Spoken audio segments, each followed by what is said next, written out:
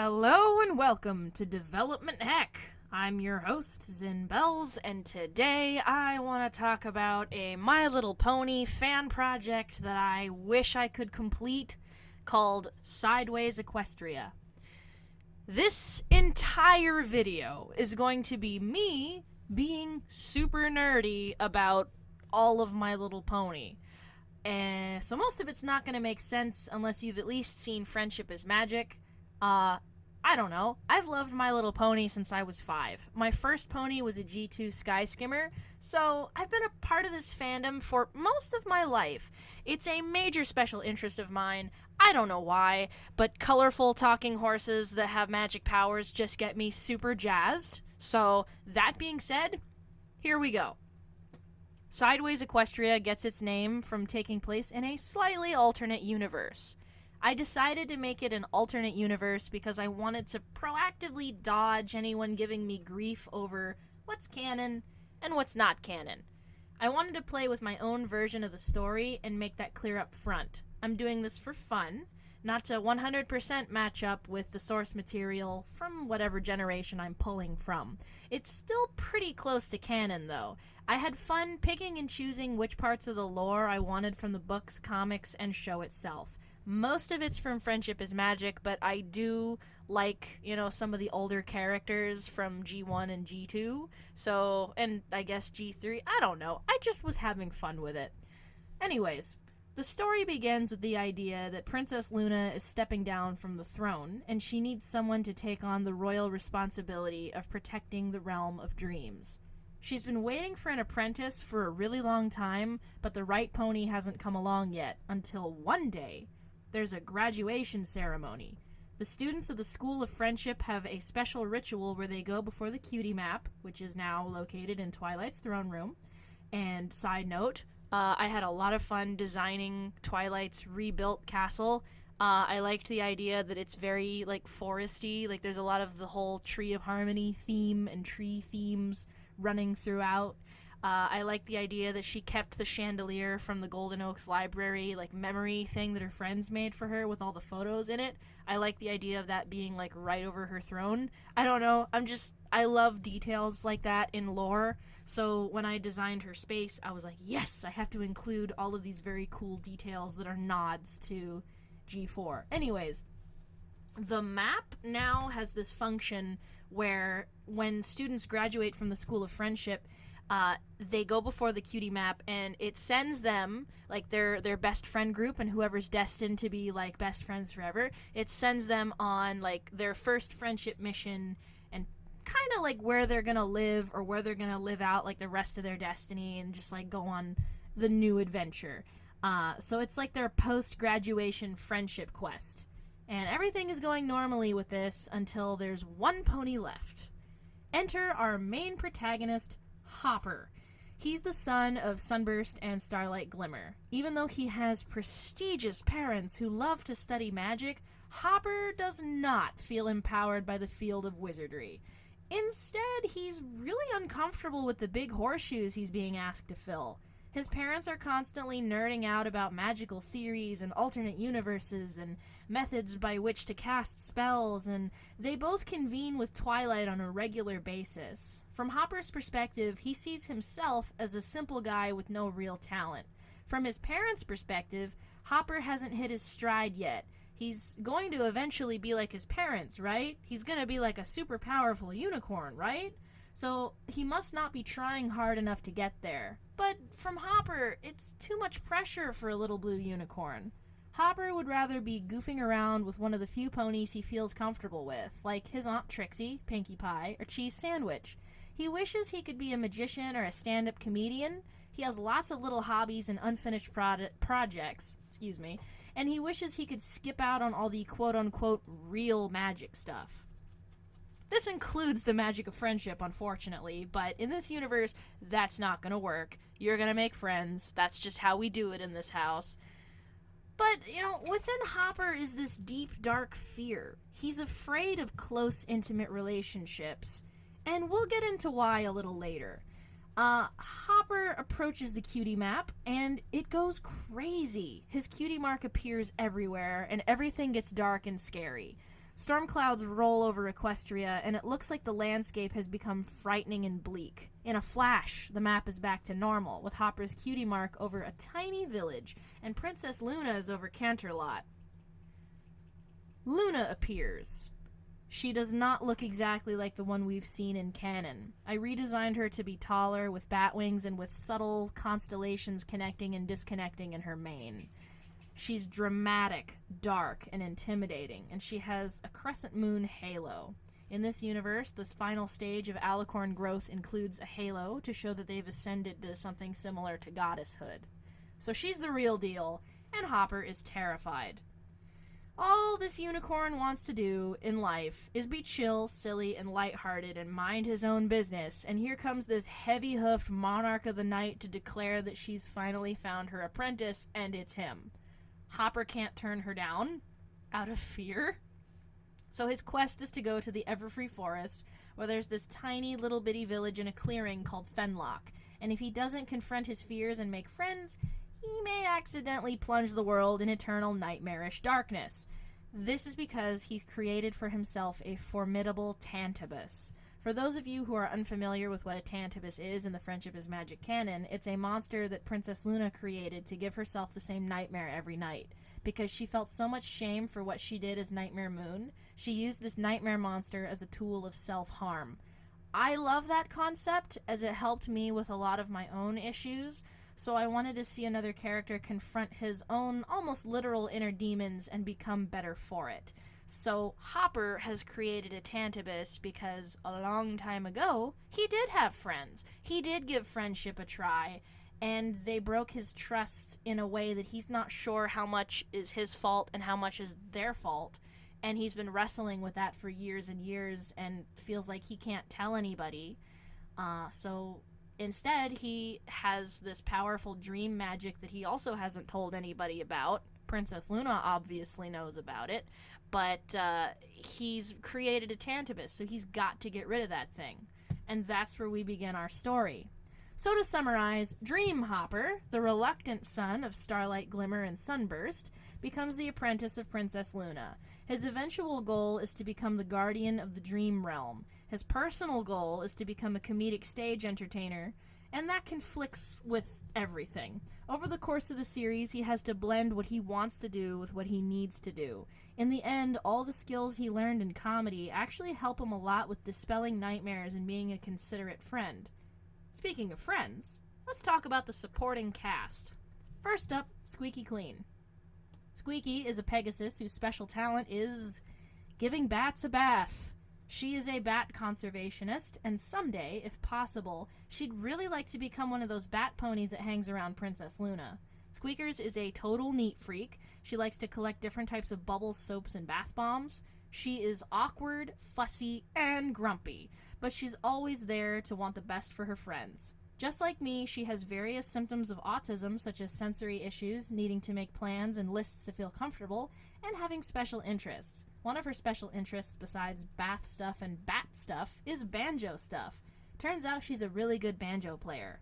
I thought Squeaky would make a lot of sense for Hopper to run into her, because most of his adventures take place at night. He is the apprentice of the Night Princess, so it would make a lot of sense for him to run into a nocturnal pony, and I figured, hey, the bat conservationist probably works at night, so here's Squeaky Clean.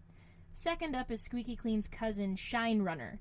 Shine Runner lives in the same house as her cousin, and in some ways they are polar opposites. Squeaky likes things perfectly pristine and organized, while Shine prefers organized chaos.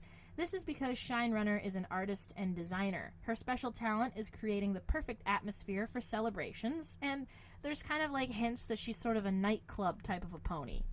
So, another nocturnal friend.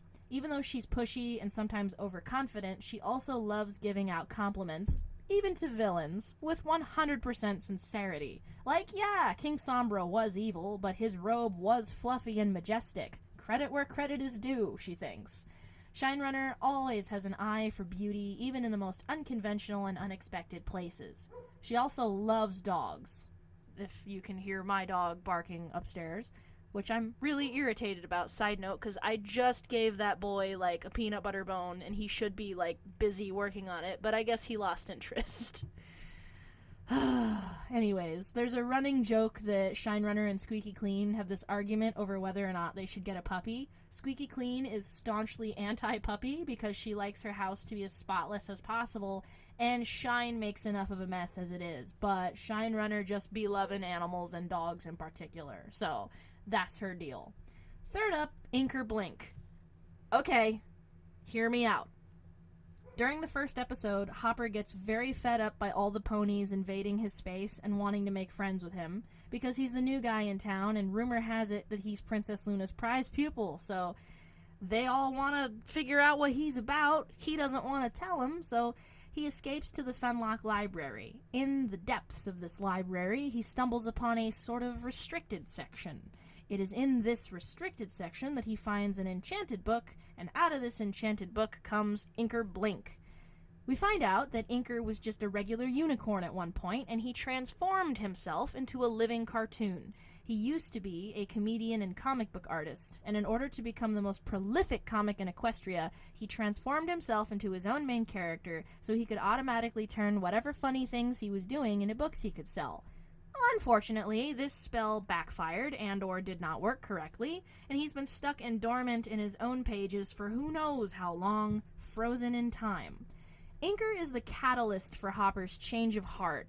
First of all, he's a very persistent guy. He definitely doesn't want to be shut back in his book. Second of all, he agrees to not be friends with Hopper because Hopper is adamant he does not need friends to be successful. Inker, however, is pretty clever and suggests that they instead become acquaintances with a similar purpose. I understand this is a very bold choice to have a character with this much of a clashing art style mixed in with the main cast, especially in this universe, but I think he works very well to advance the plot. He's also funny in an old-timey sort of way, and I like to see how that contrasts with modern humor. Dream Hopper is supposed to be an aspiring comedian, so it makes sense that he'd have a buddy with similar interests. There are several other characters that appear in this story, including Discord's daughter Toffee. How could I not include Discord and Fluttershy's baby? This series doesn't have Cutie Mark Crusaders, but it does have Toffee, Fang, and Fifi. Toffee is, of course, Little Miss Chaos. She has two best friends, a soft-hearted dragon and a smarty-pants changeling. The three of them get into plenty of mischief and learn important lessons in the process. I definitely wanted Sideways Equestria to continue in the original Friendship is Magic spirit. I believe My Little Pony is an excellent tool for teaching social skills and expectations to both kids and adults, so I was sure to include life lessons both subtle and obvious throughout each story. My favorite part of writing for Toffee is playing with absurd humor. For example, Toffee keeps a pet toaster named Bob, and we are unsure of how alive Bob actually is. The Chaos Fruit doesn't fall too far from the Chaos Tree, so we can clearly see where Discord comes shining through Toffee. However, just like her mother, Toffee does not tolerate unkindness towards innocent creatures. I do my best to both balance Discord and Fluttershy in parts of her, while also making sure that Toffee is her own character. My favorite thing about Fang is that she's just a sweet little lady who likes to collect and study tiny things. She has a dollhouse, and she writes to her grandma about her dollhouse because her grandma also has a dollhouse, and that is their adorable shared hobby. She has very loving parents, which includes her dragon dad and her unicorn stepmom. They are the cutest little family, and they make my heart melt. Very soft, very supportive, very healthy, just a nice, well-rounded bunch overall. Fifi is fun because she's educational in a genuine way. Her friends don't stop her or make her feel bad for being nerdy. I hate that trope in fiction, so I turned it around and her friends are supportive of her. What they're not supportive of is the times when Fifi makes them feel stupid. That's not okay, and that's an important distinction. You can be smart and interesting and love books and share facts without being condescending, and you have to know when it's a good time to info dump. Oh, and what would this series be without its villains? I didn't like the way the series ended with the Mean Three being turned to stone. while I don't care for Tirek, I really, really, really, really cannot emphasize this enough, really wanted to see Queen Chrysalis get redeemed. I wanted to see what her new form would look like and how she'd fit into changeling society as it is now, and we never got to see that. She's my favorite changeling, and then they redeemed them, and they were awesome, and then we didn't get to see my favorite... Why? I feel cheated. That was like the one thing that motivated me to start Sideways Equestria in the first place, because I was like, wait, I want to see Chrysalis get all colorful and fun. What? Guys? Anyways, my version of Queen Chrysalis plays her like she's a very awkward, estranged auntie now. She lives in a cottage on the outskirts of the Changeling Kingdom, and the first conflict with her involves Thorax not being thrilled that she's there. Turns out, King Thorax and Regent Pharynx are her sons, and they both have differing reactions about their mother's return. Okay, I understand, like, lore and stuff about, like, changeling reproduction, and, like, hey, who's their dad? But, like, don't think about it. Like, we're not here to think about that. She could have eaten him. Use your imagination. Like, I don't want to explain that. I want to explain cool stuff. Like, hey, look at how fluffy and cool she is. And, oh my gosh, what a plot twist. It actually kind of makes sense that Thorax and Pharynx are her kids. Anyways, just roll with this. Just roll with this. So, Pharynx is, like, totally cool with Mom being back. Thorax is not. I wanted to address a healthy way of how to set boundaries with one's close relatives and to make it clear that forgiveness and reconciliation are not guaranteed. Even though Chrysalis is redeemed and she's dedicated to acclimating to her new life, Thorax is not wrong for continuing to feel upset and needing his space to heal from what she did. He doesn't trust her, and that's an understandable response. And he's not wrong, and that's important. There are several conflicts that Dream Hopper is sent to resolve where the resolution is not instantaneous. Hopper and his friends set things in motion for the other characters to resolve things in their own time at a pace that's more comfortable for them. I wanted to show that not all problems have quick, clean fixes, but things can get better nonetheless. And the friendship mission ends with, like, a promise of progress. And sometimes that's really the only part that Dream Hopper should play. Like, some things are not 100% his business. So there you go. Another villain I really wanted to see redeemed is Cozy Glow.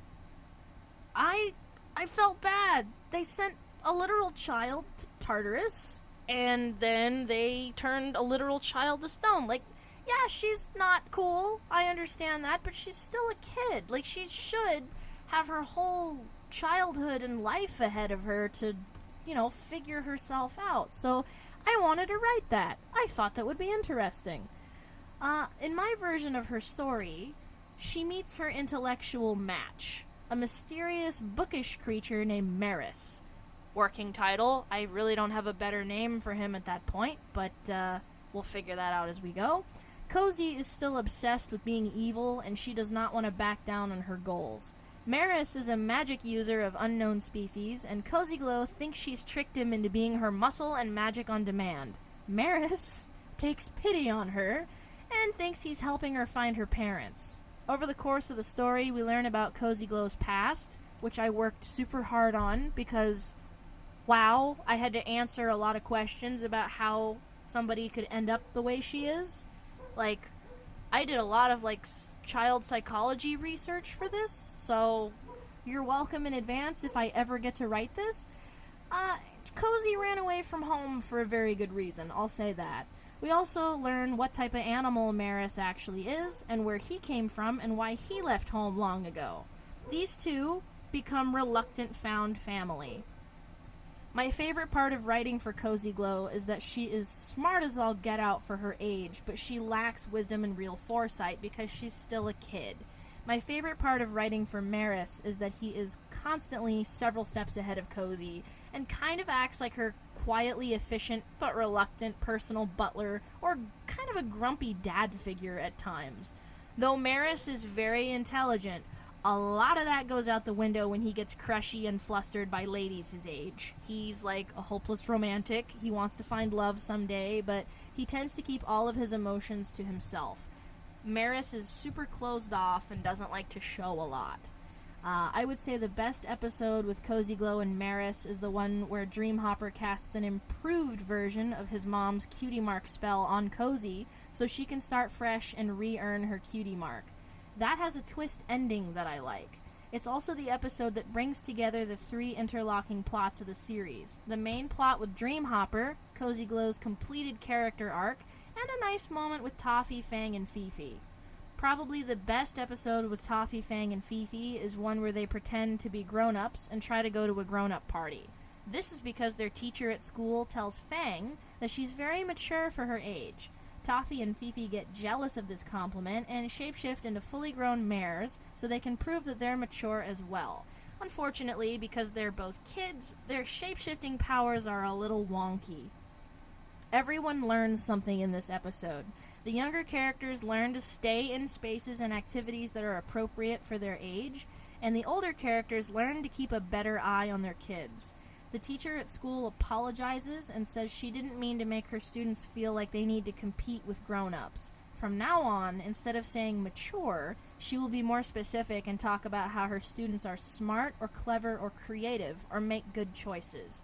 A lot of issues that are important to me get addressed in that episode. However, switching tones from sobering to fun, my favorite episode that I want to see more than all the other episodes combined is Monster Tractors. It is literally called Monster Tractors. It is an episode about a monster truck rally, except there are no monster trucks in the My Little Pony universe, but we have seen tractors, so it's just tricked out farming equipment, you know, having like an awesome violent showdown in the middle of a farm, and one of them is being driven by Chrysalis. The episode completes Chrysalis and Thorax's arc, and also addresses and solidifies exactly how and why Chrysalis changed.